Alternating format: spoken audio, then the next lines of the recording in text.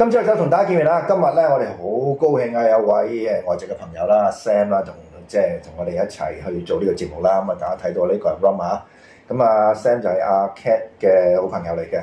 咁正因為咧佢就少講普通話，唔係少講廣東話，所以咧我哋就要麗音廣播啊！我哋希望咧就跟住有人翻譯做呢個廣東話。字幕組。字幕組 ，OK。So we are very glad and honoured to have 鬼佬。in the program. I hope you don't mind this very politically incorrect term. Okay, but never mind. I like the start. You like it, okay? So we have Sam tonight with us. Sam, would you like to introduce yourself a bit to our audience? Yeah, sure. Well, firstly, thanks both for having me here. Great to be here.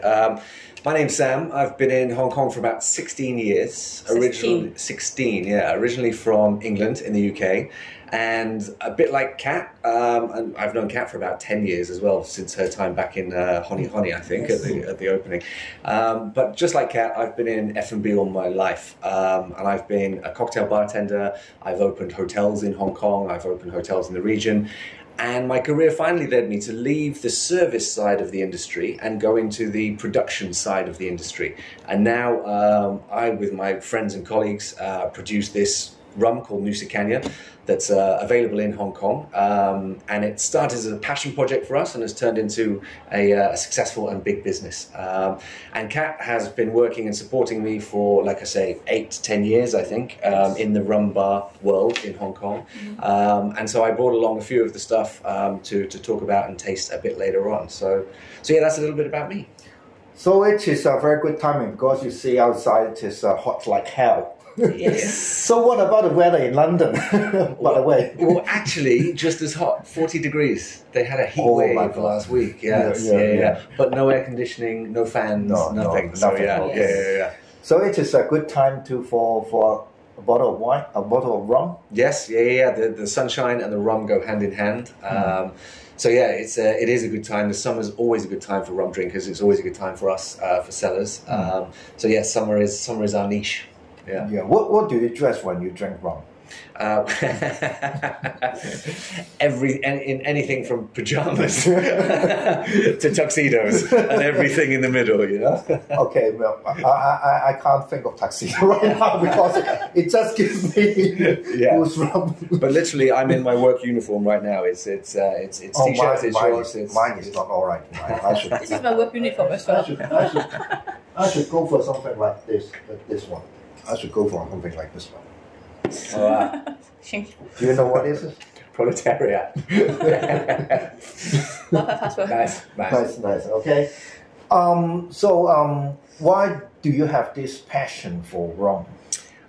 Because as far as I know, the British people do not actually care too much about rum. Well, yeah, rum's growing everywhere and in the UK. And now even in the UK, they're producing their own rum from down in the coast in Cornwall. But my passion for rum started when I was a bartender. And I, like Kat and many other people here, I entered a competition. That competition took me to Cuba. Oh, Cuba. Yeah, for the finals. Well, you should talk about Cuba. Yeah. You should talk about Cuba right now. I fell in love with rum in Cuba. When you were in Cuba, Castro was still alive? Yes, correct. Yes. Do you have rum all along and people singing? Oh yes, I mean this is the rum that I went to then was a massive global brand called Havana Club, but it's a state-owned Cuban brand, and it was their 10th anniversary. So this guy, by the way, this was in 2004. Okay, so this is a long time ago. But I think it was the 10th anniversary of this competition, and because it's part of the state and stuff, they had a big. Everything was decked out for this party. We were in the town square. There was 150 people. Havana? In Havana, in Cuba. Inside the town square, it was all this beautiful decked out for us. We even thought, and because we were young, stupid bartenders, we heard a rumor that, maybe, this is such a big event, maybe Castro is going to come down. Yeah. He never did, you know. But yeah. So, do you know this Buena Vista Social Club? Yeah. Buena Vista Social Club, yeah, the music. I've been listening to that music for most of my life. Yeah. Have you heard them live? No, I haven't heard them live, but that style music is in all of the bars and the cafes and the clubs in Cuba. It's got amazing nightlife over there. But that kind of music is what drives people. What I believe is that when you drink something, such as wine, rum, it has to be matched with the atmosphere. Yeah. Or, I mean, because you can drink the rum or the wine or whatever in another country, but it sort of has to resonate with that place. Yeah. It sort of has to give you that feeling, that vibe. Yeah. And I agree with you. I totally agree with you that rum does that. Rum has this taste that takes you away to summer and sugarcane and islands. And that could be in Cuba, or this rum brand that I make is actually based from Indonesia. Oh, Indonesia. Should we play some music right now? If you like, yeah. No, actually, we don't have music. I didn't see any instruments. Yeah. I do have hi-fi here. Hi-fi section here, but it's not working. But anyway, okay, we just skip Cuba later. We just skip Cuba right now. So, how did Cat meet you? I think probably we really work together is we met in Honey, where I used to work. That is the previous bar as the place I work right now. So, and then it was in Central, and then it's Hong Kong's first tiki bar, which is the first rum bar, literally. And then we do rum festival. But when we got into Caña, since I come in already, but the first time we worked together, I think it's in Cocktail Downtown. Oh, yeah. There's an event by, I think it's by LKFA or something, and then they're doing they booked the whole park. What's it called? Cocktails in the City? Or something Cocktail like that. Downtown. Oh, is it? Yeah, they booked the whole where the Filipino usually go on Sunday, opposite to HSBC, the few squares. And then they had dragged all the good bars in Hong Kong, set up another booth there. So, and then Nusa Caña is our partner. I think we did drinking whole day. Yeah. I remember. Yes. I remember. I mean, that's how we really know him. But only cooperating as a bar and the rum is more longer. Yeah. I mean, these Kat and Max, her boss, and Kat have been huge supporters of this and of rum in general. And Kat's influence on the industry has been really, really good, giving education, giving knowledge, looking after them in the pandemic, all of this kind of stuff. So, yeah, it's really strong to see people like us that arrived. I arrived here in 2006. And it's amazing to see how things have changed, things have grown, and the people that I know have also grown up into roles and responsibilities and, really, really done well. It's really cool. Okay. How would you describe Cat as a bartender? Fast and ferocious. Ferocious, okay. Well, that's amazing appraisal. Yeah. But always it sounds like a title of a film. Yeah, it does, doesn't it? No, always accommodating, always easy. Whenever you walk into the bar and you know she's there, you can just relax. You're in good hands. So yeah, it's always good service. Always good stuff. Yeah. Otherwise, she wouldn't be in the trade for how many years now? 15-ish. Yeah. So yeah, she's a proper veteran, a true pro. A true pro. Yeah. So, Kat, how would you describe Sam as a rum expert? So from it, he has a passion, and then I think also you always will feel happy when you see him. Or he brings peace to the play with the bottle of rum. Or when you talk about things, they sometimes ask him suggestions or something, maybe not about only his brand, but generally for the industry things. He's always good to answering. And then the rum himself fit his personality. Anything you want, you get an answer about the series. Yes, that's true. It was important when I stepped out of service and into product, when I wanted to build a brand, I wanted to build a brand with my friends that was, what I believed in, what I liked, what I enjoyed. As you can see by the way it looks in the bottles, it's relaxed, it's fun, it's got a serious backstory, it's a great product, but it just shows up in a fun and friendly way, and that's sort of hopefully what I do as well. Well, Sam, I am absolutely know nothing about rum. So can you tell me a little bit about the history of rum? Sure. So that's a really, really good question, because my rum is all based around the story that rum started in Asia. Oh, really? People think rum is from the Caribbean, but this type of rum is Indonesian rum, or something called Batavia Arak. And Batavia Arak is the oldest style of rum in the world. Older than Caribbean rum, older than Brazilian rum. And it came into being around 1609 to 1641 was when it started to pick up and started to start being sold, made in Indonesia, sold back into Europe. And so yeah, people are blown away, and this is why we've had such great success with this. And I'll tell you even more how this relates to China and other things as well. Is Indonesian rum predates all others. It was actually started when the Dutch arrived into Indonesia, and like loads of other rums, like in the Caribbean, we've got in the Caribbean you've got lots of islands that were taken over by the French or the English or the Spanish. And when they went there, they took their styles of production with them, so that they basically made a French or Spanish or English style spirit in the Caribbean. Yes. When the Dutch arrived over here, they found that the Indonesians, because of the Chinese teaching them, were already producing fantastic, brilliant spirit. So the Dutch literally refined it, owned it, marketed it, sold it back, and started this history that lasted for about 200 or 300 years.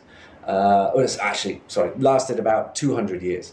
The popularity of this type of rum was so much higher than Jamaican rum and Caribbean rum, but over time things shifted and things changed. But this was an original rum, and rum is made from sugarcane. And again, people don't know this.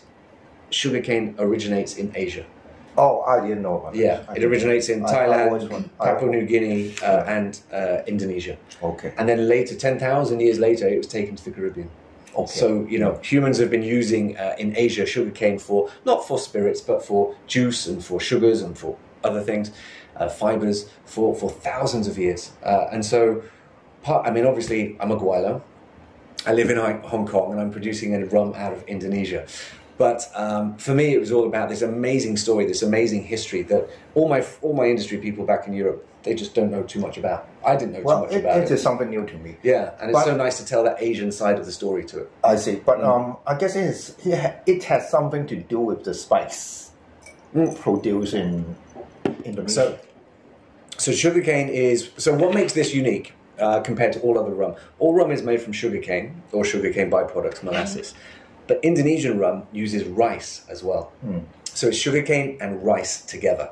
And they produce something really, really unique. And these 1, 2, 3 products are all sugarcane and rice. But when you mention spices, this is our spice rum. And this also uses spices from the Spice Islands of Indonesia. So nutmeg and clove, ginger, coffee, cacao, pineapple. And it uses those spices and blends it with that historical rum as well. You mentioned a lot of name of spices. Yeah, there's 6 ingredients in that. Would you mind to explain about the specific Sure. So things about spices? So Indonesia and Asia in whole, but Indonesia is really, really well known for its spice islands and its spices.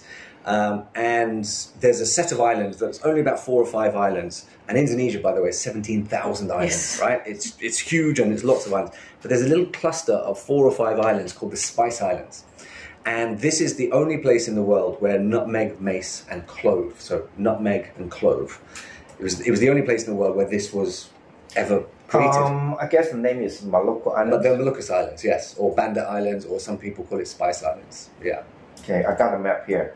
But I'm not too familiar with the spices because I did see some of the shops on the Hong Kong island where they sell all these kind of spices. Yeah. So what is these? Why are they so special that the Dutch sailors have to sail from Europe to Indonesia to get all this? So that's a great question, and it sort of brings the story at the very beginning of the story of why it happened. So basically, for a long, long time, all of the riches of Asia, whether that was spices or silks or paper or gunpowder or knowledge, all of that was transferred over to Europe via the Silk Road. Yeah. Now, at some point in history, the Turkish Empire, the Ottoman Empire, stopped trade coming through their area, and that they did that in an effort to control all of the business of the spices coming into Europe. Was it along the Silk Road? Yes, yeah. So this is in Europe. The same road. Same Silk Road, yes. It's an overland route from Asia going all the way through Middle East and into Europe. So the Turkish at one point stopped it and tried to control it. All of the other nations, the Dutch, the English, the Spanish, the Portuguese, the French, anybody that had a coastline, any big nation, they suddenly, for the first time in the world, they set sail themselves to try and find the origin of the Spice Islands and all of the spices. So actually, that question as to why the spices are so important to the Dutch is because they were important to Europe. Europe had been importing them for a very long time. Then it stopped. And then there was a race, and that race lasted about 100 years because nobody had ever sailed around the world before. This actually sparked Magellan Strait and Magellan going all around the world, circumnavigating the globe in about 1540. So all of this search for the spices and search for the riches of Asia led the Europeans to come here for the first time. So Sam is doing a history lesson, which is quite interesting. Yeah. Because we didn't heard it, we didn't hear it in the school. Mm. Yes. Yeah. It's very true. I mean, and that's really true. Different schools, different countries, different backgrounds. History. You learn different things and get a slightly different view of a story. So yeah, that's why this rum brand is so fascinating, because it just opens up so many things that people were unaware of. So spices were like oil today. Yes. Petroleum. Sometimes more valuable than gold. Yes, and you've got to remember, spices, when they arrived in Europe, they were dry, because obviously it took a year, 9 months, 12 months to get there. So when the European explorers arrived and they found it, they were amazed, because obviously they'd never seen it fresh before. Yes. So fresh nutmeg and clove look completely different to how we might see them in the spice market today. So these spices, they changed everything. Remember, this is in a time when nobody had toothpaste, so nobody had fresh breath. So cloves were actually used by Queen Victoria and the royal family to freshen their breath. Okay. Yeah, you do. So it's used in every aspect of life, from foods to tonics to medicines, which we mentioned earlier on, and then into spirits as well. What about nutmeg? I heard that the sailors eat them for just Hallucination. to get Yeah. hallucination. Yeah, there is some story about that. I'm not too familiar with that, but there is some story about nutmeg has an effect if you take it in large Did you quantity. try it? I haven't actually. No. No, I saw on news that. But people- do you put some nutmeg? Yeah, Yes, there's nutmeg in this. Oh, Yes, okay. yes. What would that have some kind of special effects? No, unfortunately not. I wish it did actually. I mean, Thinking maybe you about it. drink like 10 cases in one go, still nothing. Yes, just flavouring, just a Yes. warmth, dry spice and flavouring to it. Yeah. So what about what's the meaning of that Name. name? Nusa Caña. So Nusa Caña is two words. Nusa is Indonesian word for island, and Caña is a Spanish or Portuguese name for sugarcane or rum. So together, the name that we created means sugarcane island or island of sugarcane, and that's our sort of nod to people understanding that Indonesia was a sugarcane and rum producing nation a long time before anybody else. Yeah. So Nusa Caña is a little nod to show Indonesia's heritage of it. And why did you start this brand of rum in Hong Kong? Yeah, so I mean, like I said, the rum itself is not from here, but I've lived here for the past 16 years. My friends who are my business partners now, who don't live in Hong Kong now, but they did at the time back in 2015. We were all, industry people, just from slightly different walks of life with different skills and strengths. So we came up with this idea, just like an idea. We still all had our businesses, we still all had our other jobs, and we just said, hey, why don't we see if we can create this Indonesian rum that we've just learnt about and we've heard this amazing history about. So we set about trying to do it, and then it just formed into a business, and one that is now, I think now we're available in 14 or 15 countries. So yeah, things are going well. So it's one of those stories that a passion project or a hobby suddenly took over your life, and is now the main driving business and the main passion that I've got. What about the design of the package? Bottle. In the bottle and the label. Yeah, so the label is another touch point of Indonesia. So this is a mask, and it's called a Barong Mask. And in Indonesia, and actually across Asia, masks, going back to the 15th, 16th century and earlier, masks have been used in storytelling, in folklore, in ceremonies for a very, very long time. This mask is called the Spirit of the Forest, and it's a storyteller. So much like we realized that when we wanted to launch a brand about Indonesian rum, or Batavia Rack, not many people know about it. So my job is to actually tell the story of it. So actually my life in producing this rum has become a storyteller, and this logo is an Indonesian storyteller as well. I see. Quite a fascinating story. Would you mind to describe the taste of this rum? Drink it, man. How is it different from the Sure. Caribbean rum? Okay, so I think if we were to taste it, we would start with perhaps the most premium, the most expensive of the products. And as I mentioned before, rum can be made legally all over the world. Any rum-producing country, sugarcane producing country can make rum. But rums from the Caribbean are from molasses, and that's it. So sugarcane byproduct, distillation, and then aging. Indonesian rum uses rice, and the rice was used in Indonesian rum because actually it was the Chinese from Fujian province that actually taught most of Asia, ranging from the Philippines to Malaysia to Indonesia. They, at one point in history, around the 14th to 1600s, through their trade routes and through all the business that they were doing, traveling and sailing around, they actually taught people how to produce spirits. And China had such a history of producing rice-based spirits that they used this rice to kickstart fermentation. That's how they knew, that's pretty much the only method they knew how to make any alcohol. And then they used the sugarcane with the rice to then produce this spirit.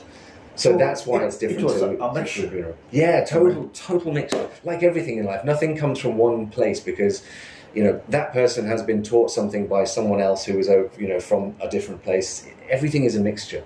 But what I've learned through researching more and more is certainly that this is very much an Asian byproduct, not just an Indonesian product. If you look at the history, it was the Chinese that taught the Filipinos how to make what's it called, lambanog and arak from over there, and it was the Chinese from Fujian that were invited by the Dutch to run the distilleries. I guess it has something to do with the ethnic Chinese in Indonesia. Yeah, well, at that time, that was the first ethnic Chinese going to Indonesia in that time through trade and things.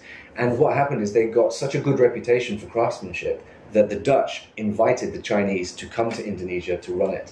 Oh. And for 350 years, the last Chinese family-owned distillery that was producing Batavia Rack, I think the last one closed in 1986. It's a quite recent history considering it started in 1640. You know? Oh, but we don't have this. This lesson in our Chinese history. Yeah. I guess Sam has taught me something new tonight. But it's just strange that we don't have rum in China. No, rum is not a big thing. Rum is not a big thing in China. Having said that, sugarcane can be produced there, and some small support, and people are enjoying it more and more. I haven't unfortunately been able to visit China for a while, but when I do, you know, the big cities do have the same standard of international bars that we have here to some degree. They have specialty rum bars. They have people who are keen on it. So things slowly change. I see, but you see on that label you have a Godfather. What's the? So it's called Godfather. Or this particular product is called Godfather because there's a well-known spirits historian called Dave Wondrich, and he when he was doing his research, which is the main focus and the main drive behind Nusa Caña's research, when he did his research and articles on Batavia Arak, he called it the Godfather of rum, because it's not exactly rum to some people's standards because it contains the rice. Rum have no regulations. True, that is true. Some places do, but most places don't. No regulations. Yeah, yes. But so it's called the Godfather of rum because it was the oldest. Dave from? Dave Wondrich. No, this is a different guy. I know Dave, but Dave Wondrich is American. Dave Broom is Wondrich. Wondrich. Yeah. So these articles that you'll see, Punch and in SY, he writes in big feature magazines and things like that, and teaches people the history of it. And he called Batavia Arak the Godfather of the rum world, and that is what we called this, which is our newest product. This was only released this year, and actually I got some good news and a first reveal that nobody's ever heard. We just entered this into a competition, the Asian Luxury Masters competition, which is for all luxury spirits in Asia, and we just won the Masters medal. Ooh, so yeah, that's bigger than, yeah, thank you. So yeah, just got the news through today, and I'll be able to share it on social soon. But yeah, this scored 92 out of 100 points and was the judges' favourite and was the overall winner in the recent competition. So we're very, very proud of it. And only have 1,000 bottles. Yeah, only made 1,000 bottles. So this is very much a storyteller, a rarity, a keepsake, something like that. But unlike Caribbean rum, as you mentioned earlier, Eddie, as you can see, this is still light. Indonesia rum wasn't aged, whereas modern day rum, specifically from the Caribbean, is all about aging. Yes. Barrels. Yeah. So, and when we do age this, we age it in a different type of wood. Instead of oak, we use teak, because teak grows in Indonesia as natural wood there. So it gives it a different flavour, different colour, different presentation. But just be warned before you sip it, I know you know this, Kat, this is 60% ABV straight. So this is very strong. Yeah. I was about to tell. Yeah. Thank you for that. From the smell, it is quite strong. So our conversation might change. Well, I just leave it to taste it. But have a sip. You can smell like this. Yeah. You know, people always have very many ways of describing red wine, but how do we appreciate the flavor of rum? Yeah, good question. So the flavour of rum can come in 2 or 3 ways. A lot of people think it's all about the age, and the higher the age, the better the quality. But that's not necessarily true. For anything that needs to be aged, the spirit at the beginning needs to be very good quality. So when we're tasting rum, if you tasted a white rum like this, or like the Godfather, which is a much stronger, much more powerful version of this, you will taste, or when I taste it, I taste a lot of grass, a lot of young, fresh grass flavours and colours. The yeast is really strong, the taste of yeast. I smell, not from the palate, but when you smell it, the yeast flavour is really strong. Yeah. Bit of ester, bit of yeast in there, bit of what we call in the rum world, bit of funk. Goes on in there. Yes. And then a little bit more noticeable is when you get, so this is a white rum, and then this is our newest rum that Kat hasn't seen yet. This is our dark rum. I like the bottle, I like black. This is only produced in one country at the moment, but I brought the bottle in here for you to have a look at in a sample. But this is dark rum, so this is aged. So this is, when you see the liquid, this in a different packaging, this could be, cognac, this could be other rum, it could be Caribbean rums. Yeah. So rum has this, as you mentioned earlier, this summer, this joyful, this kind of very, very tropical fruits, grass, holiday kind of vibe.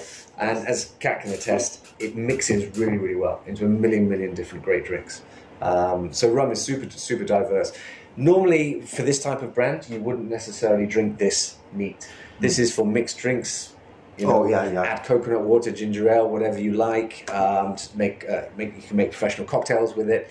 But this type of rum at this type of price point isn't sipping, whereas this product is sipping. Oh, sipping. Yeah. So, Kat, how would you do cocktails with this rum?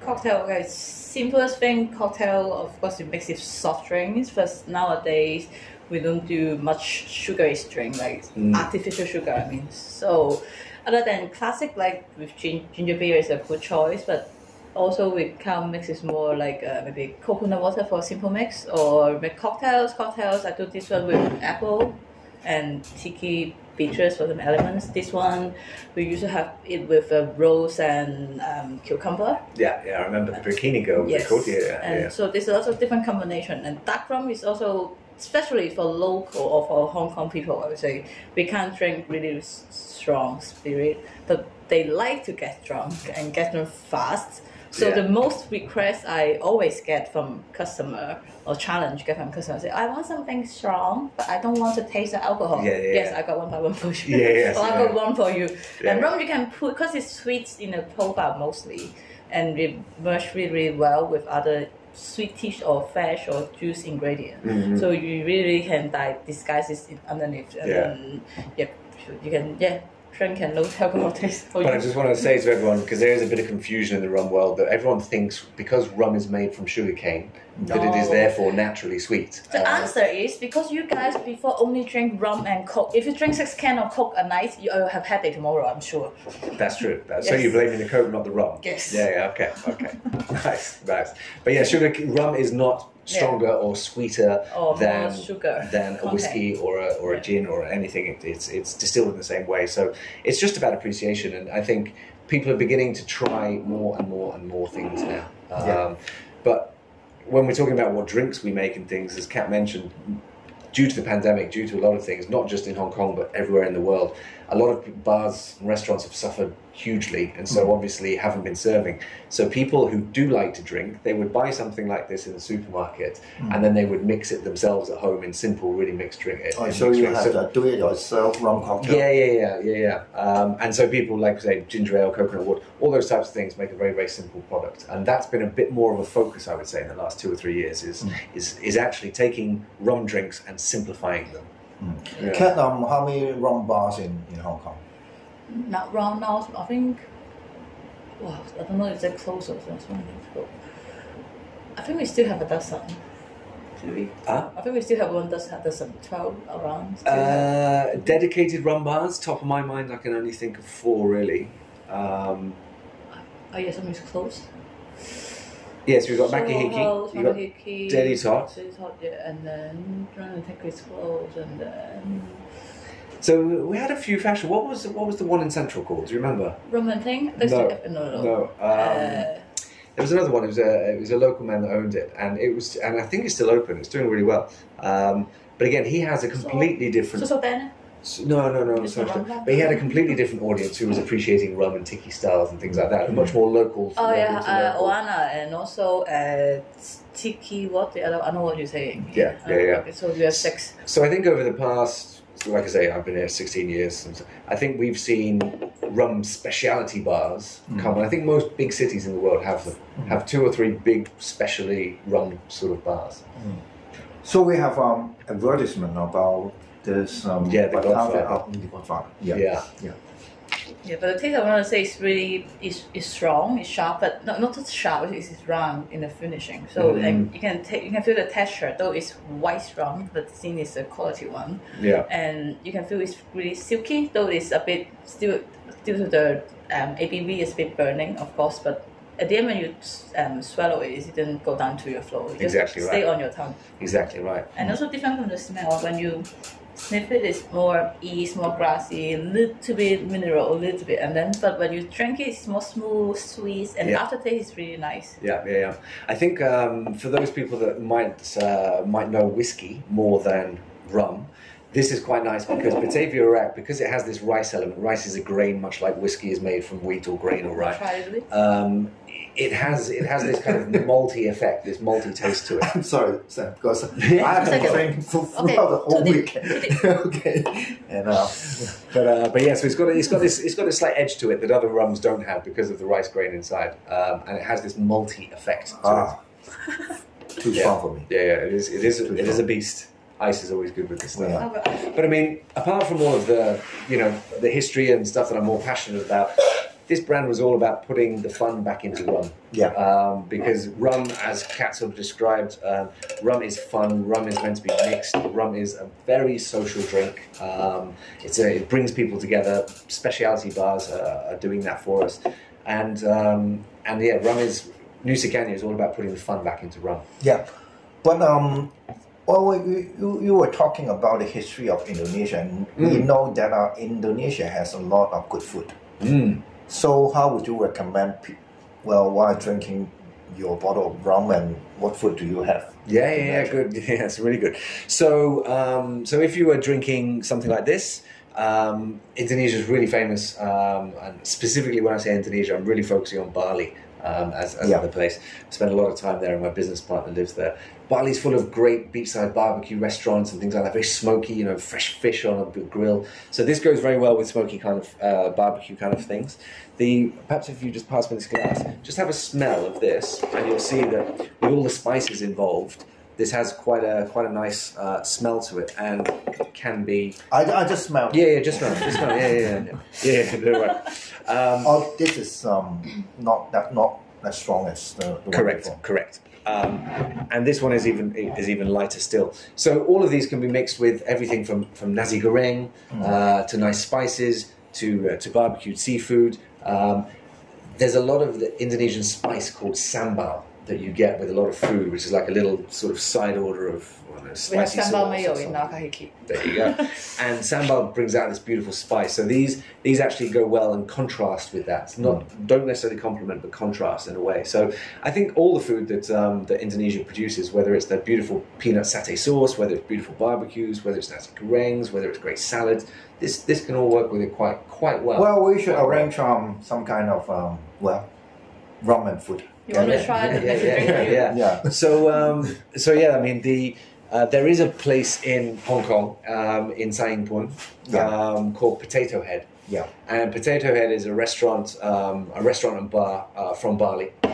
Nusa Caña is its main product in there, and it does fantastic food. So if any people that are listening that ever go into Sai Ying Pun, check out Potato Head and try its fantastic Indonesian food and some great cocktails with it. Okay, last but not the least, if our audience are very interested in having this rum, so where can they get it? Get them. Where can they get them? That's good. Well, first point is they should probably go to Makahiki to try the cocktails. They can't buy it straight away? Oh, they can buy it straight away, but just to ease into it and to get some business here. You can buy it straight away. We have some restock there. Max, I'm looking out for you. So the great bars in which you can try it, but you can buy these two products in Hong Kong liquor store. Yeah. You can buy them from our distributor, who distributes them around the town, and you can go on our website or just check me out on Instagram, and I can show you the way and how to get it.